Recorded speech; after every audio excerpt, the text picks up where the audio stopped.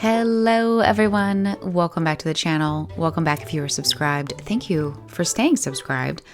If you are new here, hello, my name is Roxanne, also known as Bye Bun. I'm a mixed media artist, illustrator, and maker of things. Today we're going to be doing some sketching for Peachtober. Let's talk about this. First of all, let's talk about the sketchbook that I'm working in, because I know you guys are going to ask. This is what I lovingly call my off-camera crinkle sketchbook. It is a Moleskine notebook. It's just a blank notebook.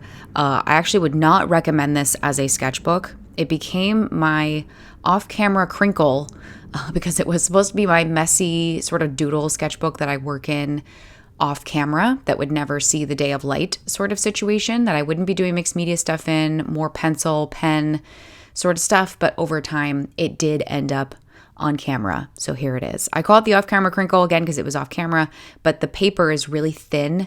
So it gets very crinkly, which I actually really like drawing on. But again, I would not necessarily recommend this as like a really great sketchbook to use if you're new here and unfamiliar with the off-camera crinkle. Either way, I'll put a link down below if you want to get yourself one. But let's talk about what it is that I am working on. I have decided that this fall I am in a season of art.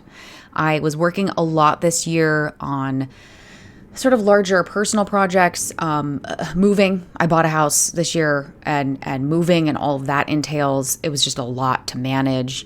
I've been doing a lot of home stuff.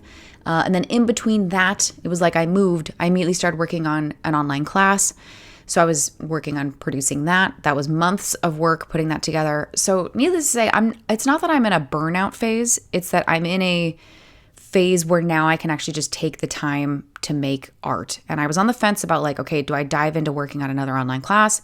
Or do I take this fall to just make a bunch of art and just enjoy the process of making art? And as an artist, I think it's really important to take those periods of time where you are just focusing on creative work for yourself.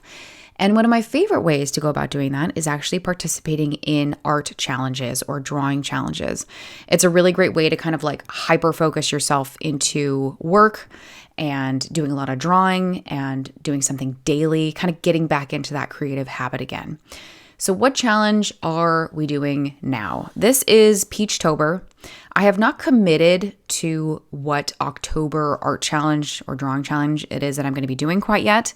But something that I like to do is that if the prompt list comes out, I like to kind of look at those prompts, brainstorm a little bit, and have little sketch sessions where I'm quite literally going through each prompt, brainstorming those ideas, making lists of, okay, what could I do for this? What could I do for this? And then actually taking the time to like sketch a week's worth of prompts out to see if I have that initial momentum. I've done this actually over on my Patreon for Drawloween. That's hosted by the artist Mab Graves. I've participated in that in a number of years. So I actually did like the first week of those prompts, sketching like this. That is over on Patreon now if you want to go check that out. That's on the all access sketchbook club tier. But after I did that, I thought, you know what, let's go ahead and do another one just because I wasn't sure if I wanted to commit to Drawloween. The thing with Drawloween is that it's very like creature based and I'm not always in the mood to do that. And those prompts typically don't change from year to year. It's like witch, goblin, werewolf, Dracula, like it always kind of stays the same. So once I saw the Peachtober prompts come out, and I will put links to all of these creators and prompts down below. Which you guys probably all know if you watch art at all here on YouTube, you know Furry Little Peach. So this is her prompt list that she has put out. I love that she always puts it out early, but her prompts are great because they're really brief, they're to the point, but they're very also open-ended. You can interpret it quite literally or take it as a piece of something else or like a larger idea, or it's one element of maybe a larger scene. There's a lot of different ways that you can kind of interpret her prompts, which are really great.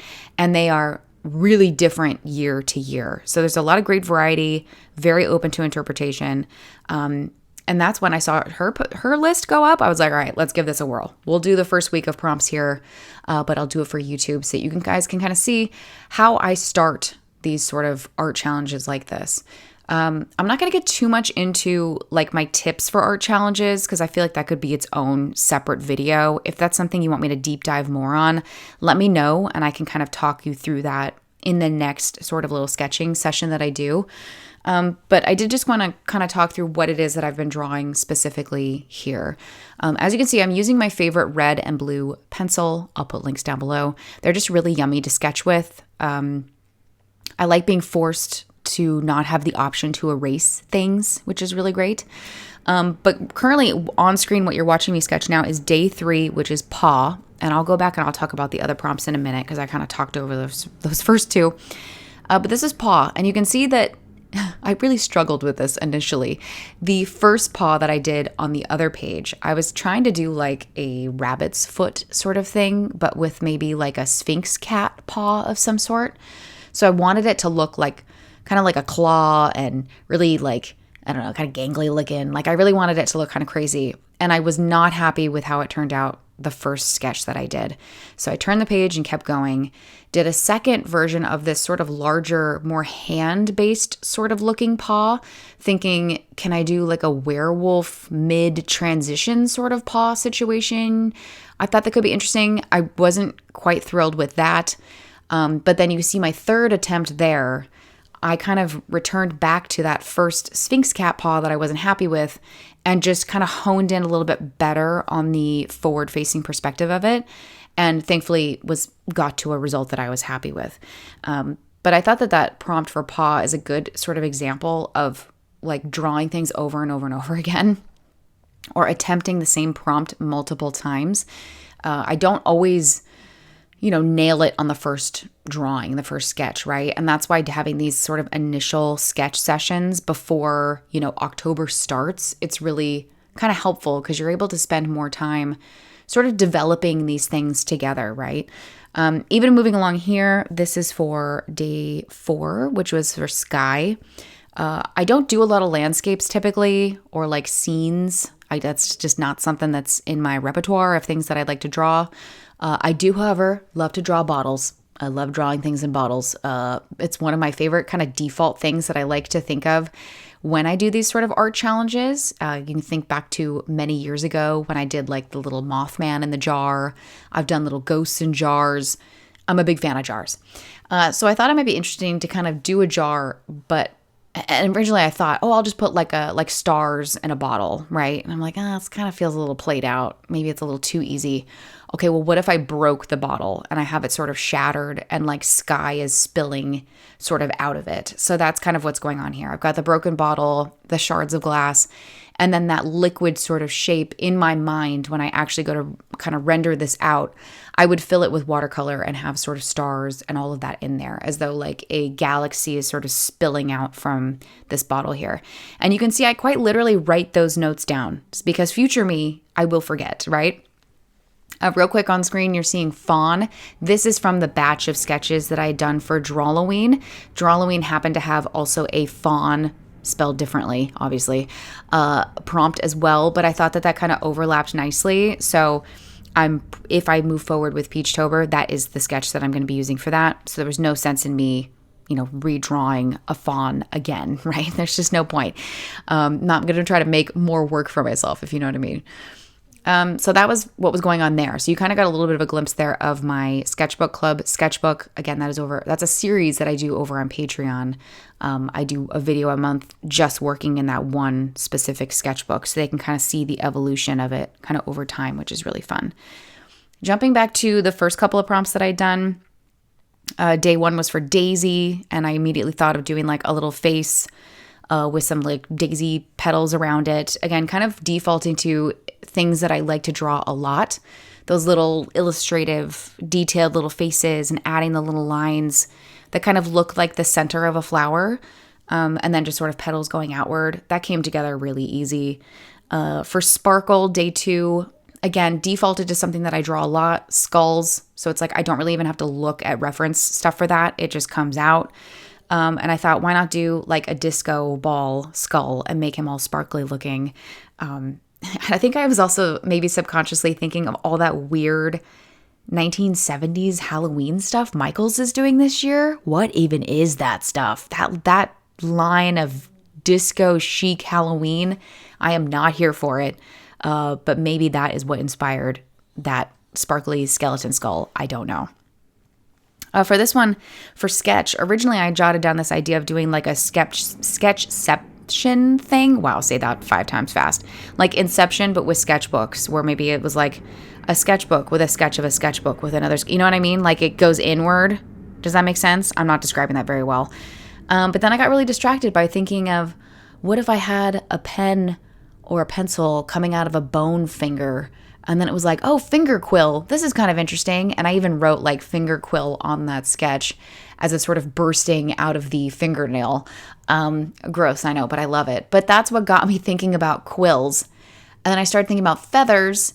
And then it brought me to this bird being shot through the chest here with a quill through its rib cage, kind of doodling on its little doodle branch at the same time. This is a perfect example of my brain just snowballing. Literally, it just... The insanity of how I got to this is just so funny to me. Thinking of sketchbook tools to finger bone quills to, oh, there's feathers on quills. Oh, let's do a bird. Oh, let's shove a quill through the bird and then have it drawing something. That could be really interesting. That's how I arrived to that, okay? So you're really getting a good behind the scenes look at how my brain sort of works. Looking at that tweet image though, I'm really quite happy with it. I think it will be a lot of fun to illustrate that. And I did also make a note on the side that could be an interesting one that I do with sort of maybe like a mixed media background potentially. I don't know. That one could be interesting. Just compositionally, looking at it now with the footage, I see some things that I need to maybe tweak on it. And that's the thing with this sketchbook. These drawings are by no means like final, okay?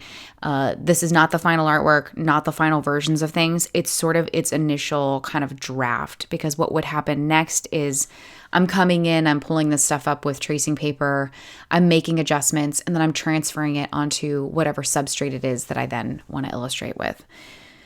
This one here is for bud. And for bud, I was imagining like weeds bursting through concrete. And then as soon as I started thinking about concrete and cracks, I started thinking about shells and snail shells.